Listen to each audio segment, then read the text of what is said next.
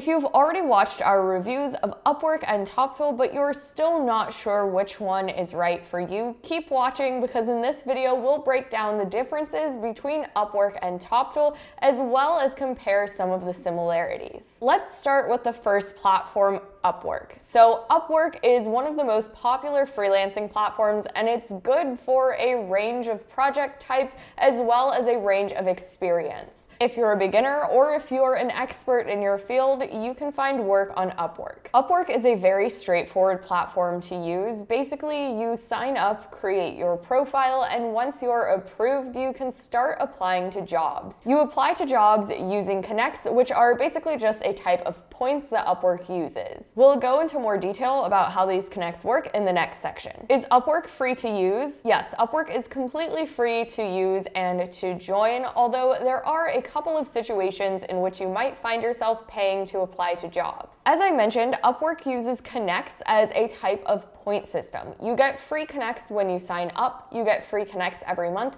and you can also earn free connects every time you get an interview for a job. The purpose of their connect system is to eliminate spam and eliminate bots from applying to hundreds of jobs at a time, but you aren't just limited to the free connects that they give you. You can actually purchase more connects in packages. Each connect will cost you 15 cents. In most cases, this isn't something that you'll have to pay for because they are pretty generous with the free connects that they give you. Another way that you might end up paying for Upwork is if you choose to purchase their Freelancer Plus membership. This allows you to hide your earnings on the platform, you get additional connects every month, and it allows you to see the bid ranges on projects that you're applying to. It's definitely possible to use Upwork without ever paying a dime though. As long as you are actively applying to jobs and take your work seriously, it's pretty easy to keep those free connects rolling in. That's a brief overview of Upwork, but what about Toptal? So Toptal is a bit more of a unique freelancing platform compared to sites like Upwork or Fiverr. Toptal really focuses on getting the highest quality clients and the highest quality freelancers that they can find. You have to go through an extremely extensive vetting process and interview stages to even get accepted to the platform. They accept only a small number of freelancers, especially considering the categories that they actually offer. Additionally, Toptal expects its freelancers to have a significant amount of work experience in their field. It's definitely a competitive platform to get on, but because of that, the payout can be much higher. So is Toptal free to use? Toptal is absolutely free to use. There's no paid membership option, and you don't have to pay for points or pay to apply to jobs. And naturally, freelancing platforms do have to take their cut in some way, but for Toptal, this is actually just applied to the client side. Let's discuss some of the differences. The biggest difference is going to be Toptal's vetting process. This whole process of even getting approved to freelance on their platform can take a total of 2 to 5 weeks. This also includes a live interview and a few skills tests. Even if you make it through the first or second stage of Toptal's vetting process, this does not mean that you'll make it onto the platform. They only accept about 3% of freelancers, and this is a pretty significant time commitment to even join the platform, especially compared to platforms like Fiverr, where you just have to make a profile to get on it. Toptal's clients also pay more on average. So when we look at all of the freelancing platforms available, Upwork is typically viewed as one that has higher paying clients when compared to platforms like Fiverr or Freelancer. But Toptal takes this up another notch. Toptal also vets the clients that are joining their platform, and many of these clients are startups or established businesses. Toptal will assess their clients' budgets before they even allow them to join the platform, so naturally this kind of brings up the average rates of everyone on the platform. When you compare Fiverr and Upwork, Upwork definitely takes the spot for having higher quality clients, but when you add Toptal to the mix, it makes Upwork look like more of a mid-range option. Even though there isn't concrete data on how much of a pay difference there is between Upwork and Toptal clients, the self-reported income for Toptal is quite impressive. According to Glassdoor, Toptal's freelancers can earn earn between $50,000 and $234,000 a year. Even on the low end, that's a pretty good salary. Toptal's clients are also more prestigious. Now with Upwork, I'm not saying